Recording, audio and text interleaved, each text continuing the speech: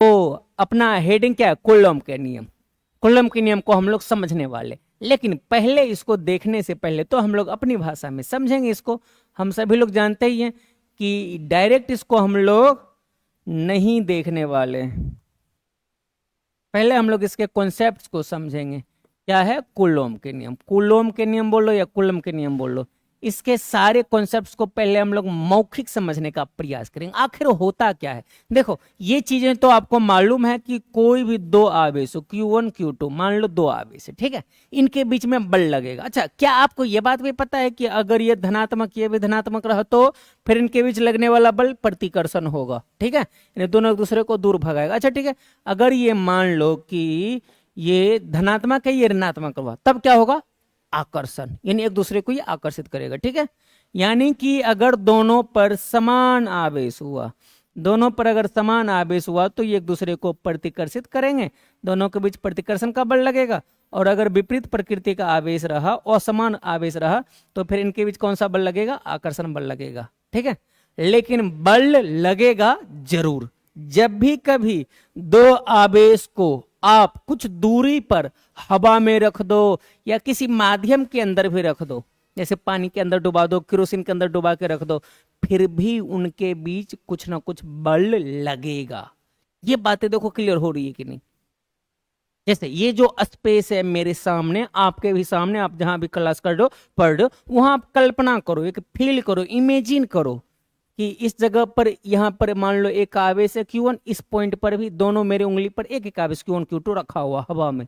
तो इन दोनों आवेश, चाहे प्रकृति कुछ भी हो, प्लस माइनस माइनस प्लस कोई भी हो, समान हो विपरीत हो, उन दोनों के बीच कुछ ना कुछ बल लगेगा। उसी बल के बारे में बतलाया था कूलम ने। और उन्होंने क्या बतलाया, उन्होंने बतलाया कि अगर कोई दो आवेश किसी भी प्रकृति को, उससे नहीं मतलब, बिल्कुल नहीं मतलब, कोई भी बस दो आवेश, कोई भी दो आवेश Q1 Q2 दो बिंदु पर, ए और बी मान लेते बिंदु, आर दूरी पर अगर हवा या निर्वात में स्थित रहे, अभी फिलहाल हम लोग पहले हवा या निर्वात की बात करेंगे, दोनों का लगभग बराबरी होता है। अगर दो आवेश Q1 और Q2 एक दूसरे से आर दूरी पर हवा या निर्वात में स्थित हो तो उनके बीच जो बल लगेगा, उस बल के बारे में विस्तार से समझाया था कूलम्ब ने।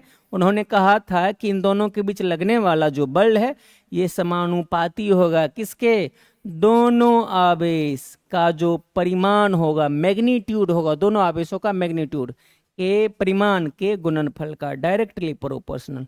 ये अपना समीकरण नंबर 1 हुआ। और उन्होंने क्या कहा था कि दोनों आवेशों के बीच की जो दूरी है यानी आर, इसके वर्ग का क्या होगा, व्युत्क्रमानुपाती होगा। कौन, बल एफ। ये हो गया अपना समीकरण नंबर 2। बस इतनी सी बातें ही कूलम ने बतलाया था, यही है अपने सामने कूलम का नियम। अगर आपसे एग्जाम में पूछ लिया जाए कि कूलम का नियम क्या है, तो आप बोलोगे कि यदि दो बिंदु आवेश, बिंदु क्या आकार का आवेश को हवा निर्वात में आर दूरी पर अगर आप रख दो, तो फिर उनके बीच लगने वाला बल दोनों आवेशों के परिमाण के गुणनफल का सीधा समानुपाती होता है, और उनके बीच की दूरी के वर्ग का क्या होता है, व्युत्क्रमानुपाती होता है। अब परिभाषा पढ़ो, अब देखो आसानी से क्लियर होगा, अब देखो कितना प्यार से क्लियर होगा। कूलम के नियम, ये Q1 अपना आवेश, ये आवेश Q2, इन दोनों के बीच की दूरी को हमने क्या माना है, आर माना है। शायद यहाँ क्लियर नहीं दिख रहा है तो मैं दिखा देता हूँ, ये आर है, आर दूरी पर दोनों आवेश रखा गया है। दोनों के बीच लगने वाला बल क्या बोलोगे, इस नियम के अनुसार एग्जाम में आपको लिखने पड़ेंगे। अगर आप बोर्ड एग्जाम के लिए प्रिपरेशन कर रहे हो तो लिखना भी हम लोग सीखेंगे। कैसे लिखोगे, हवा निर्वात में कहाँ रखा गया है, हवा निर्वात में कितनी दूरी पर, आर दूरी पर स्थित दो बिंदु आवेशों के बीच लगने वाले आकर्षण या प्रतिकर्षण बल, बल किसी भी प्रकृति का हो सकता है, उसका वैल्यू क्या होगा, उसका मान क्या होगा, मान दोनों आवेशों के परिमाण के गुणनफल का समानुपाती होगा और उनके बीच की दूरी के वर्ग का व्युत्क्रमानुपाती होगा। यही बातों पर तो हम लोग अभी चर्चा कर ही रहे थे, अभी हम लोग इन्हीं सभी बातों पर चर्चा कर रहे थे। देखो क्लियर हुआ कि नहीं, अगर इतना दूर तक क्लियर है तो फिर हम लोग इससे आगे बढ़ेंगे। सबका उम्मीद तक क्लियर हो गया होगा। हम लोगों ने समीकरण भी लिखा था, एफ समानुपाती Q1 Q2, ये समीकरण नंबर 1, एफ समानुपाती होगा 1/r² को। अगर आप समीकरण 1 और 2 दोनों को मिला दो, जैसा कि हमने यहाँ पर लिखा हुआ है अभी, समीकरण 1 और 2 हमने लिया है ना अभी। अगर इन दोनों समीकरण को मिला लिया जाए तो फिर कुछ रिजल्ट आएंगे। समीकरण 1 और 2 से समीकरण 1 और 2 को अगर आप मिला लो तो फिर हो जाएगा एफ समानुपाती Q1 Q2 ऊपर है और आर स्क्वायर नीचे है। ऐसा हम लोग लिख सकते हैं समीकरण 1 और 2 से। और हम लोग तो बहुत दिन से जानते हैं, बचपन से जानते हैं कि अगर समानुपाती चिन्ह हटा के बराबर लगाओ तो एक कांस्टेंट के लेना पड़ेगा, बाकी चीजें जैसे की वैसी ही रहेंगी। और अब आप पूछोगे कि ये तो कूलम का नियम का फॉर्मूला हो गया, F बराबर के इंटू Q1 Q2 बटे आर स्क्वायर। अब आपके मन में आएगा के का वैल्यू क्या होता है, जहां के बराबर के का वैल्यू क्या होता है। देखो जी, के कांस्टेंट है, नियतांक है, कूलम के नियम के अनुसार दो आवेशों के बीच लगने वाले बल के लिए नियतांक है। इसका मान एक्सपेरिमेंट के द्वारा निकाला गया है। क्या निकाला गया है, क्या निकाला गया एक्सपेरिमेंट के द्वारा, 1/4 पाई एप्सिलॉन नोट। ये जो चीज आपको दिख रहा है इसको हम लोग एप्सिलॉन नोट कहते हैं। एप्सिलॉन 0 भी आप इसको पढ़ सकते हो, कोई दिक्कत नहीं। फिर जब इसको भी कैलकुलेशन किया गया तो इसका वैल्यू आया है कितना, 9 × 10⁹ न्यूटन मीटर स्क्वायर प्रति कूलम स्क्वायर। इन सबको इस पे थोड़ा सा समय देंगे बाद में चलकर, फिलहाल अभी इतना जान लो कि के का वैल्यू 1/4 पाई एप्सिलॉन नोट होता है, इसका भी मान इतना होता है, मात्रक वगैरह इतना होता है। तो अगर आप इस चीज को यहां पर रख दो तो फॉर्मूला कैसा दिखेगा अपना, तो फिर फॉर्मूला कैसा दिखेगा, F बराबर 1/4 pi epsilon note into Q1 Q2 बटा आर स्क्वायर। ये रहा अपना फाइनल फॉर्मूला कूलम के नियम का। ये फाइनल फॉर्मूला, यानी कि अगर आपसे कूलम का नियम पूछे तो कूलम के नियम का सूत्र बताओ, आप क्या बोलोगे, F बराबर के इंटू Q1 Q2 बटे आर स्क्वायर, या फिर आप बोलोगे F बराबर 1/4 पाई एप्सिलॉन नोट इंटू में Q1 Q2 बटे आर स्क्वायर। ये आपको बोलना है। वीडियो को रोक करके पॉज करके देख लो, समझ लो, क्लियर कर लो सारी बातों को। कोई दिक्कत समस्या हो तो तुरंत कमेंट सेक्शन में बदलाना है। देखो, अगर कूलम का नियम क्लियर हो गया हो तो हम लोग आगे बढ़ेंगे अपने सवाल जवाब की तरफ। ये था अपना कॉन्सेप्ट, जो कि सारी बातें यहाँ पर आपके सामने लिखी हुई भी हैं, आप यहाँ से भी देख सकते हो। 1/4 पाई एप्सिलॉन नोट का मान भी होता है 9 × 10⁹ न्यूटन मीटर स्क्वायर प्रति कूलम स्क्वायर। अच्छा, एप्सिलॉन नोट की भी वैल्यू होती है। जहाँ ये एप्सिलॉन नोट है क्या, इसका भी नाम जान लो, ये है हवा या निर्वात। अगर दोनों आवेश हवा निर्वात में है तो हवा या निर्वात की है ये दोनों परावैद्युतता, हवा या निर्वात की, इसको हम लोग कहते हैं परावैद्युतता। इसके बारे में विस्तार से बाद में समझेंगे, फिलहाल अभी इसका आप नाम जान लो, परावैद्युतता या विद्युतशीलता, दोनों ही नाम है इसका। इसका अंग्रेजी नाम होता है परमिटिविटी, परमिटिविटी। ये आगे थोड़ी देर में हो सकता आएगा अपने सामने, आपके सामने, अपने सामने आएगा। फिलहाल अभी जान लो एप्सिलॉन नोट है क्या, हवा निर्वात की परावैद्युतता, और इसकी भी वैल्यू होती है। इसका वैल्यू होता है 8.85 × 10⁻⁻12। इसका मात्रक होता है कूलम स्क्वायर बटा न्यूटन मीटर स्क्वायर, या फिर कभी कभी इसका मात्रक फैराड प्रति मीटर भी लिख दिया जाता है, फैराड प्रति मीटर। ये भी आपसे एग्जाम में पूछे जा सकते हैं।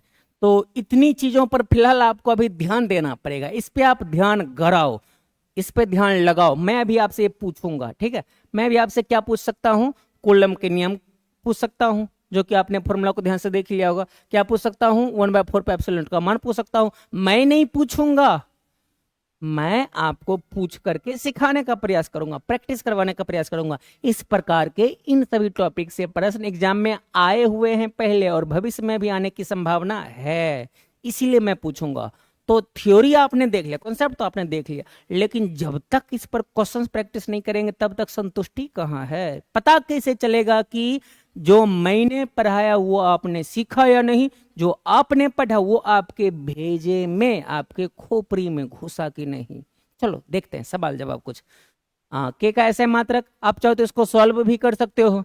चलो मैं सॉल्व करके दिखा, तो चूंकि हम लोग जानते हैं बराबर होता है के इंटू Q1 Q2 बट्टा आर स्क्वायर होता है ना, ये फॉर्मूला होता है। तो के का फॉर्मूला अगर यहाँ से आप लाना चाहो तो आर स्क्वायर इधर आएगा, तो F इंटू आर स्क्वायर बट्टा में आ जाएगा कौन, Q1 इंटू Q2, यानी कि के का अपना फॉर्मूला मिल गया। इसलिए के बराबर हम लोग क्या कह सकते हैं, F आर स्क्वायर बट्टा में Q1 Q2, सबका मात्रक रख दो। अतः के का मात्रक, अतः के का मात्रक बराबर क्या होगा, बल का न्यूटन, दूरी है तो मीटर स्क्वायर बटा में इस आवेश का कूलम, ये भी आवेश ये तो कूलम ही दोनों का। ये हो गया अपना क्या चीज, ये हो गया अपना मात्रक। क्लियर बात है।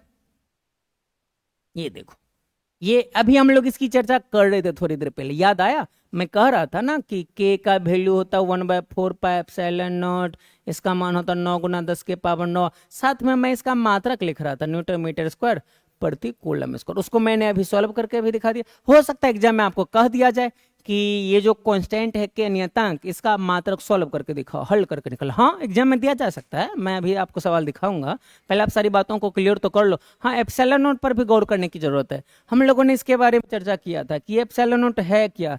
तो ये हवा, हवा बोलो या वायु बोलो एक ही बात हुआ, या निर्वात। हवा या निर्वात की क्या है बच्चा लोग, हवा या निर्वात की है ये विद्युतशीलता, विद्युतशीलता या पराविद्युतता। दो दो तीन तीन नाम रख देता है विद्यार्थी लोगों को बेकार में कंफ्यूजन करने के लिए, लेकिन हमारे स्टूडेंट कंफ्यूजन में नहीं पड़ेंगे क्योंकि मैं हर चीज को क्लियर कर दूंगा, बताते चलूंगा। अंग्रेजी जानना चाहते हो तो परमिटिविटी, इसको मुक्त आकाश की कहे, मुक्त आकाश कहे, या हवा का कहे, निर्वात का कहे, फ्री स्पेस का कहे, फ्री स्पेस का कहे, इसका कुछ भी नाम दिया जा सकता है। ठीक है, ये सब एप्सिलॉन नॉट के ही बारे में कहेगा। और इसका वैल्यू तो हम लोग अभी पढ़ा था, हमने पढ़ा था 8.85 × 10⁻⁻12। अब है एप्सिलॉन नॉट का मात्रक, जो कि होता है, आप इसको इस प्रकार से लिखो, या मुझे बेहतर लगता आप ऐसे याद करो, कूलम स्क्वायर बट्टा में न्यूटन मीटर स्क्वायर, जो आपको पसंद हो। या आप इसी को लिख सकते हो कूलम स्क्वायर, ये दोनों ऊपर गया तो प्रति न्यूटन प्रति मीटर स्क्वायर। ये वाला पसंद हो चाहे ये वाला पसंद हो चाहे ये वाला, मुझे सबसे ज्यादा ये पसंद है। हाँ, पसंद है मुझे,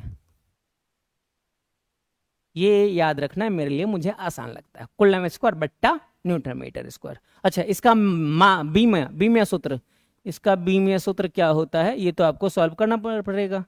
सॉल्व करके आप निकाल सकते हो आसानी से। नहीं आता, मैं सॉल्व कर दूं जरा सा।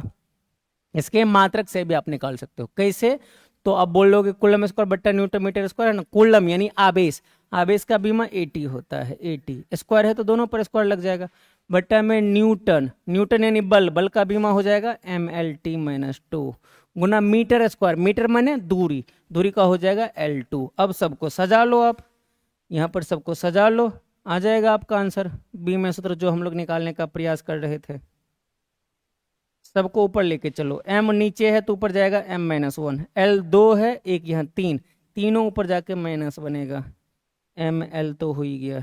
हाँ, t यहाँ 2 है, यहाँ -2 है, ये ऊपर जाके 4 बन जाएगा, प्लस में 4, a को देखो तो a ऊपर में ही रहेगा, A2, यही है ना अपना, मिलाओ तो जरा सा, m-1 L-3 T4 A2। ये मैंने निकाला कैसे, देखो इसका जो मात्रक मालूम है, ये मात्रक मैंने कहा था ना याद रखने के लिए, इसी मात्रक को देख करके मैंने सॉल्व कर लिया। क्यों, कूलम देखो किसका मात्रक, आवेश का, दिख रहा है ना सभी लोगों को, कूलम आवेश का मात्रक, ठीक है। और आवेश का बीमा 80, 80 A गुना T, और नीचे बल है न्यूटन तो mLT-2, दूरी का तो आप जानते होंगे L होता है। आगे बढ़ते हैं। हाँ, अब आ गया आपके सामने सवाल जवाब, और ये सवाल बिहार बोर्ड BSEB 2018 के एनुअल एग्जाम का पूछा गया है। क्या कहा गया था एग्जाम में, मुक्त आकाश, हाँ देख रहे हो मुक्त आकाश लिखा गया, हम लोग इसी को कहते थे हवा या निर्वात, कुछ भी लिखा जा सकता है, मुक्त आकाश, फ्री स्पेस, हवा, निर्वात, किसी का भी विद्युतशीलता का मात्रक और बीमिया सूत्र पूछे तो हम लोग आराम से बता देंगे। मात्रक तो हमने अभी पढ़ा ही था कि कूलम स्क्वायर बट्टा न्यूटन मीटर स्क्वायर होता है, ये क्या हो गया मात्रक, और बीमिया सूत्र तो हमने सॉल्व किया था अभी तुरंत, बीमिया सूत्र अभी हमने पिछले पेज में सॉल्व किया था, आप इसका जवाब दे देना, ठीक है। मैं आगे बढ़ता हूँ, इसी प्रकार से आपके एग्जाम में सवाल आएंगे। देखा, मैंने कहा था ना कि आपसे एग्जाम में सवाल पूछ लिया जाएगा। चलो और बताता है, कूलम के नियम का गणितीय व्यंजक लिखे, कूलम के नियम का गणितीय व्यंजक लिखे, यानी कि कह रहे आप फॉर्मूला लिख दो कूलम के नियम का, या दो विद्युत आवेशों के बीच विद्युत बल यानी आकर्षण प्रतिकर्षण बल का सूत्र लिखिए, यानी कि आपसे इस प्रकार से कूलम के नियम का फॉर्मूला पूछा जा सकता है। जवाब दे दोगे क्या, हाँ जी दे देंगे जवाब। आंसर होगा F बराबर K इंटू Q1 Q2 बटा R स्क्वायर, या आप इसमें K का वैल्यू रख दोगे तो फॉर्मूला होगा 1/4πε0 इंटू Q1 Q2 बटा आर स्क्वायर। ये हो गया आपका आंसर। देख रहे हो टनाटन जवाब आ रहा है, कोई दिक्कत क्या लग रही है थ्योरी पढ़ने के बाद? अच्छा, अगर आपको लगे कि क्वेश्चन का जवाब अच्छे से नहीं आ पा रहा है मुझसे यानी आपसे, तो एक बार फिर बैक जाओ, थ्योरी वाले पार्ट को समझो, कॉन्सेप्ट वाले पार्ट को समझो, फिर देखना कितने ज्यादा। अच्छा, सवाल तो मैं इतने ज्यादा बनवा दूंगा कि आपको कहीं अलग जा करके प्रैक्टिस करने की जरूरत नहीं पड़ेगी। क्लास में इतने सवाल आपको करवा दिए जाएंगे और सवाल जवाब करो। ऑब्जेक्टिव भी आएंगे अभी, एमसीक्यू। पहले सब्जेक्टिव से हम लोग अपना कॉन्सेप्ट मजबूत कर लेते हैं। क्या लिखा हुआ है? इन सभी प्रकार प्रश्न को हम लोग थोड़ी बाद में बनाते हैं, पहले आप कुछ ऑब्जेक्टिव का जवाब दे दो ताकि और अपना कॉन्सेप्ट थोड़ा तगड़ा हो जाए, मजबूत हो जाए। पहला सवाल है बिहार बोर्ड 2009 का, कहा गया कि कूलम्ब बल किस प्रकार के बल है? केंद्रीय बल है, विद्युत बल है? ये बी नंबर तो सही होगा ही होगा, क्योंकि ये विद्युत बल है, विद्युत आवेश जो है विद्युत बल है, ये तो सही होना ही होना है। ये ध्यान से सुना, केंद्रीय बल भी है। अच्छा, केंद्रीय बल होता क्या है? ये चीजें हमने 11th क्लास में पढ़ा था कि जब किसी बल की दिशा हमेशा किसी एक बिंदु की तरफ या एक बिंदु से दूर रहे, ठीक है, तो उस प्रकार के बल को केंद्रीय बल कहते हैं। इसको ज्यादा विस्तार से तो 11th में पढ़ा जाता है। फिलहाल आपको इतना जान लेना चाहिए कि कूलम्ब बल केंद्रीय बल भी है और विद्युत बल भी है। तो आंसर ना तो ये सही होगा ना तो ये सही होगा, आंसर सही होगा ऑप्शन नंबर सी, दोनों ए और बी। आगे बढ़ते हैं। हाँ, ये बताओ, ये अच्छा क्वेश्चन है, ये अभी हमने कॉन्सेप्ट में ही पढ़ा था। ये बीएससी 2021 का पूछा गया सवाल है। क्या कह रहा है सवाल में? डायरेक्ट पूछ लिया आपसे 1/4πε0 का मान क्या होता। अब भी हम लोग पढ़ रहे थे, क्या याद आया? याद नहीं आया तो बैक जाओ, थ्योरी को क्लियर करो पहले। वैल्यू तो हमने यही पढ़ा था ना, 9 × 10⁻9 न्यूटन मीटर स्क्वायर प्रति कूलम स्क्वायर। आगे बढ़े, चलो आगे बढ़ो। बढ़िया बढ़िया सवाल दिखाऊंगा मैं आपको, बहुत सारे सवाल, ताकि आपका प्रैक्टिस काफी मजबूत हो जाए। बिहार बोर्ड 2022 का क्वेश्चन है, निर्वात का परावैद्युत, वही हवा निर्वात की परावैद्युत यानी ε0, इसी का तो नाम हमने रखा था ना, परावैद्युतता, विद्युतशीलता। किसका? हवा का, निर्वात का, मुक्त आकाश का। बता नहीं दोगे आप? कितना होता है वैल्यू? 8.85 × 10⁻⁻12 फैराड प्रति मीटर बोलो, या फिर कूलम स्क्वायर बटे न्यूटन मीटर स्क्वायर बोलो, या फैराड प्रति मीटर बोलो। तो देखते हैं कौन सा ऑप्शन सही है। ऑप्शन नंबर ए में ही लिखा हुआ है 8.85 × 10⁻12 फैराड प्रति मीटर। टनाटन क्लियर हो रहा होगा ऑब्जेक्टिव। आगे बढ़ो, बहुत सारे सवाल। ये बीएससी 2015 का पूछा गया सवाल है, जिसमें कहा गया मुक्त आकाश का परावैद्युतांक क्या होता है। अरे वही मुक्त आकाश, ε0 फिर से पूछ लिया। वैल्यू कितना? 8.85 × 10⁻12 फैराड प्रति मीटर। देखो याद होगा कैसे नहीं, इतनी बार दोहराएंगे, इतना क्वेश्चन प्रैक्टिस करेंगे कि याद तो होना ही होना है। तो ऑप्शन नंबर सी 8.85 × 10⁻12 फैराड प्रति मीटर। आगे बढ़ते चलो। बीएससी 2020 का पूछा गया क्वेश्चन, ε0 का मात्रक। हाँ जी, मात्रक पे भी हमने चर्चा किया था ना। ε0 का मान तो आप बता ही रहे हो अभी, कितना? 8.85 × 10⁻12, लेकिन अब इसका मात्रक भी पूछ लिया गया। कोई बात नहीं, मैंने तो बताया था ना कि आप याद रखना कूलम स्क्वायर बटे न्यूटन मीटर स्क्वायर या फैराड प्रति मीटर। कौन सा ऑप्शन? Option number B.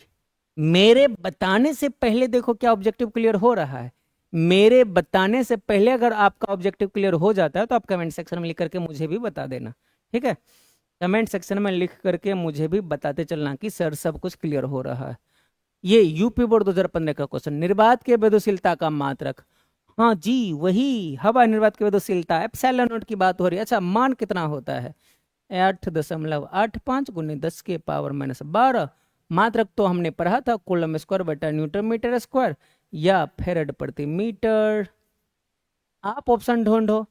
इन सभी प्रश्नों को तो अब मुझे बनाने का भी मन नहीं कर रहा है। अरे इतना आसान आसान सा सवाल। हाँ, लेकिन एक बात और है, आसान किसके लिए? जिसने कॉन्सेप्ट्स को, थ्योरी को अच्छे से पढ़ा है, अच्छे से क्लियर किया है। क्वेश्चंस किन लोगों के लिए आसान होते हैं? जो लोग थ्योरी को फोकस्ड होके, कॉन्सेप्ट को कंसेंट्रेशन के साथ समझने पर ध्यान देता, उसके लिए क्वेश्चन आंसर्स बिल्कुल आसान हो जाते हैं। बात की विद्युतशीलता का मात्रक, कौन सा ऑप्शन सही होगा? न्यूटन बटे कूलम नहीं, ये भी नहीं, ये भी नहीं, ऑप्शन नंबर डी सही होगा, कूलम स्क्वायर बटा न्यूटन मीटर स्क्वायर। पहचान पाओगे क्या? देखो तो हिंदी में लिखे, अंग्रेजी में लिखे, सिंबल में लिखे, क्या ही मतलब है। फिर से एप्सिलॉन नॉट का मात्रक पहचान लो कौन सा है। अभी तुरंत तो हम लोग बना ही रहे थे। ए नंबर नहीं होगा, स्क्वायर छूट गया। बी नंबर भी नहीं होगा, हाँ ये हो जाएगा सी नंबर, फेरेड प्रति मीटर। इस बार ही फेरेड प्रति मीटर दिया गया। इसी को हम लोग संकेत में, सिंबल में क्या लिखते हैं? एफ बटा एम, एफ प्रति एम लिखते हैं। ठीक है, आगे बढ़ाएं अपनी बात को। चल, ये बीएससीबी 2023 का क्वेश्चन है, जिसमें कहा गया दो विद्युत आवेशों के बीच लगने वाले बल को नियंत्रित करने वाले नियम को क्या कहा जाता है? अरे ये भी कोई पूछने वाली सवाल हुई कि दो बिंदु आवेश के बीच लगने वाले बल को नियंत्रित करने वाले नियम को क्या कहा जाता है? कूलम का नियम कहा जाता है। और क्या कहा जाता होगा? कूलम का नियम ही कहते हैं ना। दो बिंदु आवेशों के बीच लगने वाले बल को नियंत्रित करने वाले नियम को क्या कहते हैं? कूलम का नियम। सिंपल सी बात, इसमें तो ज्यादा कुछ सोचना विचारना ही नहीं है। अगले प्रश्न की तरफ चलते हैं। हाँ, ये सवाल, ये भी अच्छी सवाल है। +1 माइक्रोकूलम और +4 माइक्रोकूलम, यानी कि दो आवेश अपने पास, +1 माइक्रोकूलम और Q2 का वैल्यू कितना है? +4 माइक्रोकूलम। दो आवेश एक दूसरे से कुछ दूरी पर वायु में स्थित है। ठीक है, वायु में है।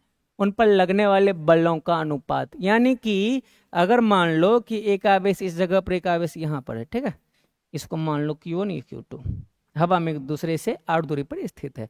तो कह रहा है कि दोनों एक दूसरे पर जो बल लगाएगा, उस दोनों पर लगने वाले बलों का अनुपात। तो पहले ध्यान से ये समझो कि कूलम का नियम न्यूटन के तीसरे गति के नियम का पालन करता है। क्या मतलब हुआ?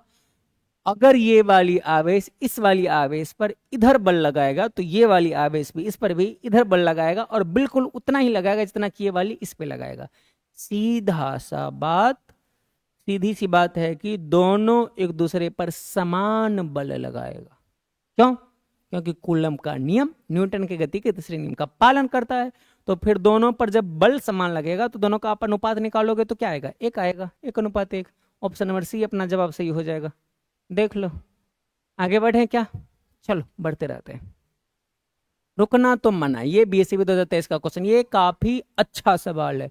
ये जो सवाल है बहुत सारे कम्पिटिटिव एग्जाम में पूछे जा चुके हैं। ये कंपटीशन लेवल का सवाल है। कम्पिटिटिव एग्जाम में, ये कम्पिटिटिव एग्जाम में बहुत सारे कम्पिटिटिव एग्जाम में सवाल आए हुए हैं पिछले 40-50 वर्षों में।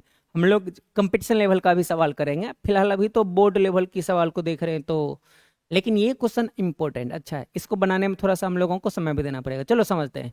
दो आवेश Q, यानी कि दो आवेश है Q, दोनों के दोनों क्या है? कैपिटल Q है, को मिलाने वाली रेखा के बीच में एक आवेश Q रखा जाए। दोनों को मिलाने वाली रेखा के बिल्कुल बीच में कौन? एक स्मॉल q को रख दिया जाए। आवेशों के इस अवस्था में संतुलन के लिए Q का मान क्या होगा?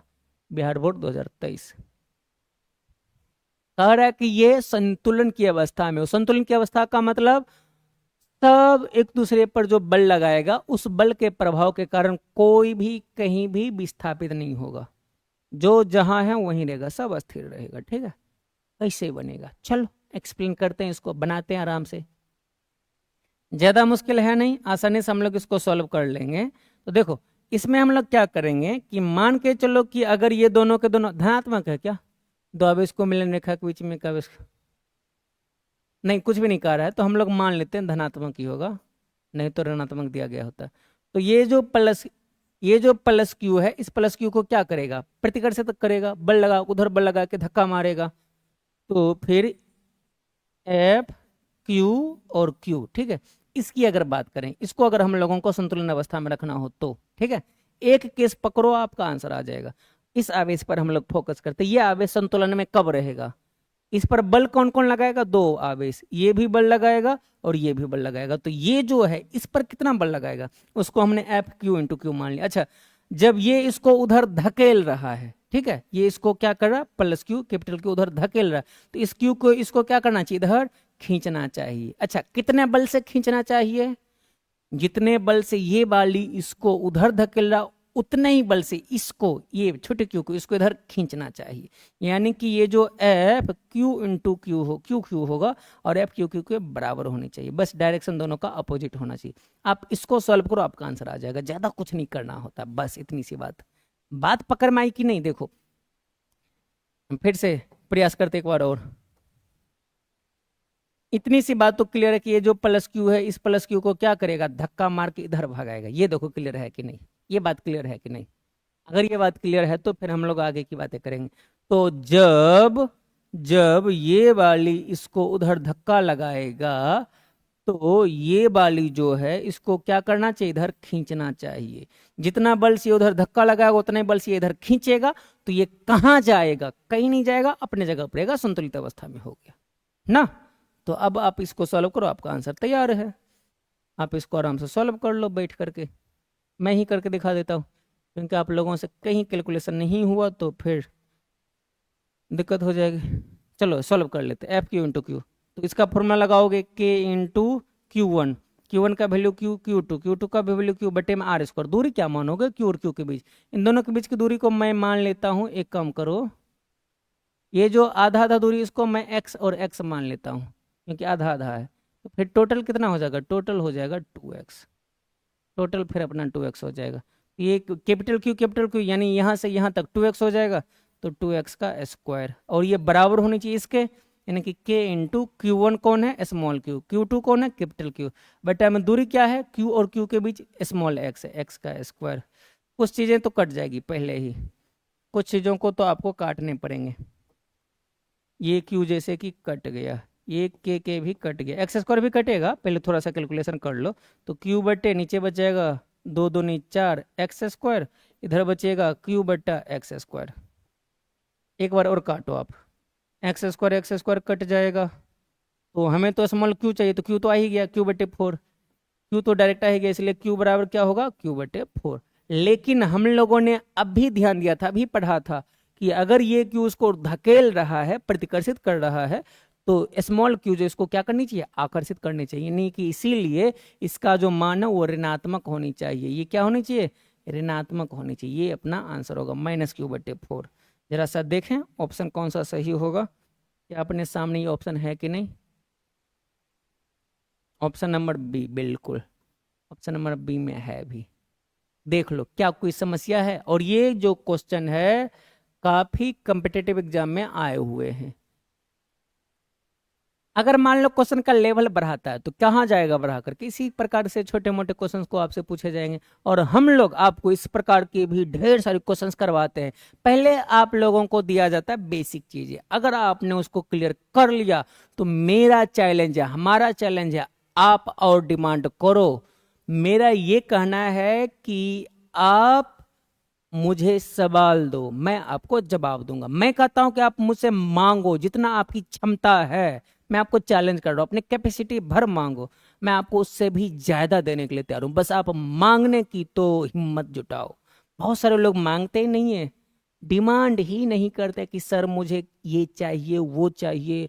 हम लोगों को बड़ी खुशी होती है जब हमसे स्टूडेंट सवाल पूछते हैं, डिमांड करते, सर जरा सा कुछ और क्वेश्चन प्रैक्टिस करवा दीजिए, इस प्रकार के सवाल दे दीजिए, उस प्रकार के सवाल दे दीजिए। तो इसलिए डिमांड करना सीखो। ठीक, चलो आगे बढ़ते हैं। और भी सवाल, यूपी बोर्ड 2015 का ये सवाल है, अच्छे अच्छे सवाल है। इसमें देखते क्या है, एक निश्चित दूरी r पर, यानी r दूरी पर स्थित दो समरूप धातु के गोले पर एक पर आवेश है +4q, दूसरे पर आवेश है -2q। यानी कि q1 और q2 अपना मिला। q1 मिल गया कितना है? प्लस में 4q, q2 कितना मिल गया है? माइनस में 2q। और इन दोनों के बीच की जो दूरी है वो कितनी है? r है। ठीक है, गोलों के बीच आकर्षण बल F है, इनके बीच लगने वाला बल क्या है? F है। ठीक है, यदि दोनों गोलों को स्पर्श कराकर पुनः उसी दूरी r पर रख दिया जाए तो उनके बीच लगने वाला बल क्या होगा? यूपी बोर्ड 2015 का सवाल है। सवाल को पढ़ो, मन करे तो वीडियो को रोक करके पॉज करके सवाल को पढ़ो, समझो, दिमाग लगाओ कि सर अब इसको कैसे सॉल्व करने वाले हैं। और अगर आपने ये सोच लिया तो अब मैं इसको सॉल्व करके दिखाता हूं। पहले क्या कर रहा है, इन दोनों को हम लोग क्या करेंगे? स्पर्श करवा देंगे। तो इसका एक एग्जाम्पल से समझना, इस बात को आप एक एग्जाम्पल से समझ सकते हो कि अगर अपने पास दो वस्तु है, ठीक है। इस पे है +4 क्यू आवेश और इस पे है कितने -2 क्यू आवेश। जब इन दोनों को स्पर्श कराएंगे तो दोनों एक वस्तु हो जाएगा, फिर दोनों पर जो टोटल आवेश होगा वो दोनों को मिला करके होगा। कैसे कैसे एक काम करता है, बिल्कुल वैसे जब आप एक बर्तन में गर्म पानी लो, एक बर्तन में ठंडा पानी लो, दोनों को मिला दो, अच्छी तरीके से मिला दो, ठीक है, दोनों को अच्छे तरीके से मिला दो, तो फिर दोनों का जो तापमान है क्या हो जाएगा, बिल्कुल एक समान। फिर दोनों बर्तन में आधा आधा पानी भर के हटा लो, फिर भी दोनों का ताप क्या होगा, दोनों का ताप क्या होगा। क्या ऐसा होगा कि एक ठंडा एक गर्म है, नहीं नहीं नहीं, दोनों एक समान ताप के रूप में अलग हटेगा।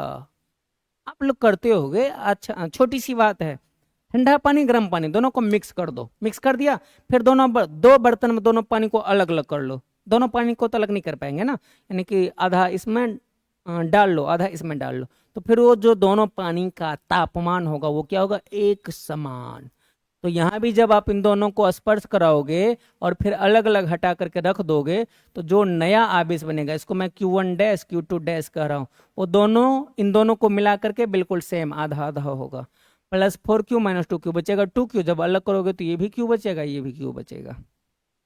और दूरी तो आर ही है और कह रहा है एफ डैश बताओ कितना होगा। तो पहले हम लोग यहाँ से एफ निकाल लेंगे, पहले हम लोग यहाँ से एफ निकाल लेंगे, चूंकि एफ बराबर होगा कितना, तो एफ बराबर होगा K × 4 क्यू गुना में 2 क्यू बट्टा में R², यानी कितना आ गया, इसीलिए एफ बराबर कितना आ गया अपना, K × 4 दूनी 8 Q² बट्टा R², ये हो गया अपना एफ, ठीक है। अब एफ डैश निकालते हैं, एफ डैश निकाल लो, एफ डैश बराबर के तो के ही रहेगा, Q1 कितना हो गया, केवल Q, Q2 कितना, ये भी Q, दूरी तो R ही है, R², यानी कि एफ डैश अपना कितना आ गया, एफ डैश अपना कितना आ गया, K × Q² बट्टा R²। क्या पूछा है हमसे, उनके बीच नया बल, उनके बीच नया बल हमसे पूछा गया, बल पूछा गया, तो आप एक काम करो, भाग लगा दो दोनों में, एफ डैश और एफ में भाग लगा दो, एफ डैश हमें चाहिए, तो इसीलिए हम लोग क्या कर रहे हैं, अतः मैं कर रहा हूं क्या, एफ डैश बट्टा एफ कर लेता हूं, भाग लगा लेता हूं, नया बल में पुराने बल से भाग लगाओगे तो आप एफ डैश बट्टा एफ लिया मैंने, तो K × Q² बट्टा R², और एफ का वैल्यू क्या रखोगे आप, K × 8 Q² बट्टा R², काट लो सबको, जो भी चीजें कटेंगी, के कैंसिल हो जाएगा, Q² R², बचा क्या है अपने पास, एफ डैश बटे एफ बराबर, ऊपर में तो कुछ नहीं बचा है 1, नीचे में बचा है 8, 1/8, इसीलिए एफ डैश अपना क्या आ जाएगा, एफ डैश बराबर आ जाएगा, एफ उधर चला जाएगा तो एफ बटा 8, यही तो आंसर हो गया। ऐसा ऑप्शन में है क्या, हाँ बिल्कुल ऑप्शन नंबर डी में है। देख लो क्या कैलकुलेशन आप कर लोगे कि नहीं। यहाँ पर सीखने वाली बात केवल यही थी कि जब इन दोनों आवेश को हम लोग मिलाएंगे, जब इन दोनों आवेश को मिलाएंगे तो दोनों मिलकर के एक वस्तु बन जाएगा, ठीक है, दोनों का आवेश जुड़ जाएगा, फिर जब हटाएंगे तो दोनों पर आधा आधा आवेश आ जाएगा। इसको अच्छे से देख लो पूरा क्लियर करके।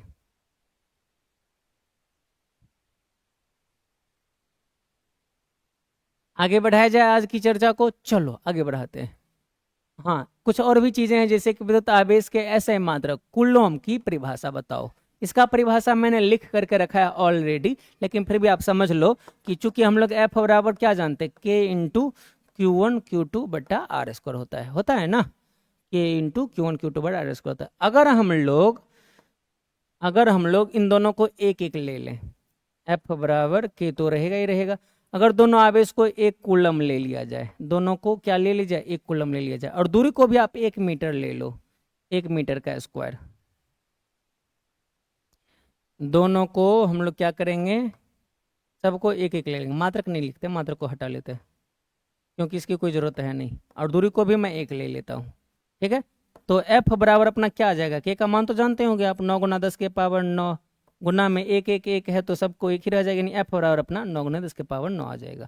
तो इसका मतलब हुआ कि अगर दो आवेश 1 1 कूलम का है और दोनों को 1 मीटर की दूरी पर रखा गया है, क्या सुनाई पड़ा, अगर Q1 बराबर 1 कूलम, Q2 बराबर भी 1 कूलम, अगर दोनों के बीच की दूरी को 1 मीटर ही रखा जाए, और कहाँ रखा जाए, हवा में रखा जाए, तो फिर उनके बीच लगने वाला बल क्या आ जाएगा, इसलिए अब बल कितना आ जाएगा, 9 × 10⁻9 न्यूटन आ जाएगा। अगर दो आवेश 1 मीटर की दूरी पर हवा निर्वात में रखा है और उनके बीच 9 × 10⁻⁹ न्यूटन का बल लग रहा है तो समझ जाओ कि वो दोनों जो आवेश है एक ही कूलम का है। परिभाषा बनाते हैं। वह आवेश जो अपने समान परिमाण के आवेश को वायु या निर्वात में अपने से कितने 1 मीटर की दूरी पर रखने पर उसे 9 × 10⁻⁹ न्यूटन बल से प्रतिकर्षित करता उसे एक कूलम आवेश कहते हैं। देख लो क्लियर है कि नहीं, इस पर आप ध्यान लगाओ, आराम से क्लियर हो जाएगा। वीडियो को रोकना, पॉज करना, चाहे लिखना, स्क्रीनशॉट करके नोट्स बनाना, लेकिन अच्छे से क्लियर जरूर कर लेना। हाँ, कुछ न्यूमेरिकल्स भी, कुछ न्यूमेरिकल्स क्वेश्चन चलो देखते हैं। किसी बिंदु पर दो प्रोटॉनों के बीच इतना न्यूटन का बल यानी कि बल दिया हुआ है, F बराबर कितना 81 × 10⁻⁻12 न्यूटन का स्थिर विद्युत बल। उनके बीच की दूरी R चाहिए। तो कहोगे F तो दे दिया, R पूछ लिया, लेकिन Q1 और Q2 कहाँ गया? Q1 और Q2 हमें मालूम है। वो कैसे? दोनों है क्या चीज? दो प्रोटॉन, दोनों के दोनों प्रोटॉन। और प्रोटॉन पर कितना आवेश होता है? प्लस में 1.6 × 10⁻⁻19 कूलम होते हैं। चलो सॉल्व करते हैं। हल तो करेंगे हम लोग कूलम का नियम ही लगा करके। फॉर्मूला होता है K × Q1 Q2 बटा R²। रखो वैल्यू, F का वैल्यू दिया हुआ है 81 × 10⁻⁻12। A का मान जानते हैं 9 × 10⁻9। Q1 Q2 का वैल्यू 1.6 × 10⁻⁻19 गुना इसका भी वैल्यू 1.6 × 10⁻⁻19 बट्टा में R²। R का वैल्यू, ओहो R ही तो हमें चाहिए, रहने दो ऐसे ही, काटो जो कटेगा। इसके आगे मैं कहता हूं खुद कर लेना, आगे स्वयं हल करे। कैलकुलेशन, अरे होगा कि नहीं होगा? कैलकुलेशन कर लोगे तुम लोग, कैलकुलेशन कर लेगा हमारा विद्यार्थी लोग, हमारे बहादुर छात्र हैं। इसके आगे कैलकुलेशन तो तुम लोग करके दिखा ही दोगे। ठीक है, 9 9 में 81 काट देना, इन दोनों को गुना करके रख लेना, वर्गमूल निकालना पड़ेगा ना। चल मैं आगे बढ़ाता हूँ, कैलकुलेशन आप कर लोगे। मैं सारा कॉन्सेप्ट क्लियर कर देता हूँ। दो समान परिमाण के सजातीय आवेशों को वायु में R बराबर दिया है 0.3 मीटर दूरी पर, 0.3 मीटर की दूरी पर रखने पर एक दूसरे को 0.6 न्यूटन के बल से प्रतिकर्षित करते हैं। बल फिर से दे दिया 0.6 न्यूटन। क्या पूछा है? प्रत्येक आवेश का परिमाण। फिर से Q1 और Q2 दोनों बराबर है, दोनों का मान पूछा गया है। तो फॉर्मूला कौन सा लगाओगे आप? जब आप इसको हल करोगे तो फॉर्मूला लगाओगे, चूंकि F बराबर होता है K × Q1 Q2 बटा R²। सॉल्व कर लो, F का मान दिया हुआ है 0.6 बराबर K का मान जानते हैं 9 × 10⁻9। इस बार Q1 Q2 नहीं मालूम, लेकिन दोनों का वैल्यू हम लोग Q ही मान लेते हैं। दोनों का वैल्यू Q मान लेंगे तो ये Q² हो जाएगा बट्टा में R²। R का वैल्यू इस बार दिया हुआ 0.3 × 0.3। अब इसके आगे आपको करने हैं कैलकुलेशन। कुछ चीज़ों को मैं और आगे बढ़ा देता हूँ थोड़ा सा, नहीं तो आप लोग शिकायत करोगे कि सर कैलकुलेशन से भागते हैं। मैं भागता नहीं हूँ, समय बचाता हूँ, और इतना काम खुद से कर लोगे। क्लास कौन सा? 12th में हो ना, इतना कैलकुलेशन नहीं आएगा। फिर भी थोड़ा थोड़ा आगे बढ़ाऊँ जरा सा। ये चीज़ें जो नीचे इधर आएगा तो ऊपर चला जाएगा, जो चीज़ें ऊपर है वो इधर आएगा तो नीचे चला जाएगा। या फिर आप दशमलव को भगाओ, ये दोनों दशमलव उड़ेगा तो ऊपर में 1 पर, इसके कारण 1 0, इसके कारण 1 0 हुआ। ये 3 3 9 तो डायरेक्ट ही कट गया रे, रेड कलर से काट देता हूँ। 3 3 9 तो खत्म ही हो गया। इस दशमलव को आप भगाओगे तो नीचे 1 0 आएगा, आएगा ना। ये दोनों 100 अभी गुना में इधर आएगा तो भाग में, तो अपना 6 बट्टा में 10 है, वो भी उधर से आएगा तो भाग में 100 हो जाएगा, बच गया Q²। 1 मिनट ये 10⁻9 भी तो है, 10⁻9 भी है। आगे का कैलकुलेशन खुद से करना अपना। कैलकुलेशन, कैलकुलेशन तो स्वयं करना है।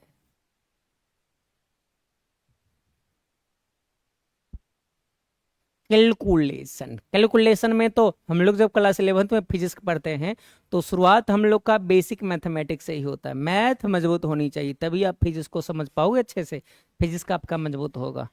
इसलिए मैथ से भागना नहीं है, कैलकुलेशन से। क्या करा? दो प्रोटॉनों के बीच की दूरी ज्ञात कीजिए, यानी R चाहिए, R चाहिए। यदि उनके बीच का प्रतिकर्षण बल एक प्रोटॉन के भार के बराबर, यानी कि बल जो है वो कह रहा है कि 1 प्रोटॉन के भार के बराबर है, बल 1 प्रोटॉन के भार के बराबर है। तो उन दोनों के बीच की क्या चाहिए, दूरी चाहिए। देखो आवेश तो अपने पास क्लियर हो गया, Q1 Q2 जो कि आप जानते होंगे। प्रोटॉन है दोनों, प्रोटॉन पर कितने आवेश होते हैं, दोनों प्रोटॉन पे आवेश तो आपको मालूम है 1.6 × 10⁻⁻⁰ कूलम। और बल के बारे में कह रहा है कि प्रोटॉन पे भार के बराबर, तो प्रोटॉन का द्रव्यमान कितना होता है, भार का फॉर्मूला देखो W = mg, ठीक है। प्रोटॉन का भार होता है 1.6 × 10⁻⁻27 kg होता है। ये तो द्रव्यमान हो गया, गुना 10 कर देना, ये हो गया अपना भार, यानी ये बल का मान हो गया। बल का मान कितना लिख दोगे आप, 1.6 × 10⁻⁻27 गुना में 10, ये न्यूटन हुआ। एफ दिया है, Q1 Q2 मालूम है, आर निकालना है, और फॉर्मूला भी आप लोग जानते ही होंगे, फॉर्मूला तो आप जानते होंगे, एफ बराबर कौन सा लगाना, K × Q1 Q2 बटा R², यही फॉर्मूला लगाना है ना। और हल तो कर ही लोगे आप लोग। अगर फिर भी आपसे हल नहीं हो तो आप हमें बताना, हम लोग आपको व्हाट्सएप पे, अच्छा चल व्हाट्सएप पे, इस जगह पे व्हाट्सएप पे, टेलीग्राम पे आपको कैलकुलेशन करके दे दिया जाएगा, ठीक है। सॉल्यूशन भी आपको लिख करके दे दिया जाएगा अगर आपसे कैलकुलेशन ना हो पाए तो, ठीक।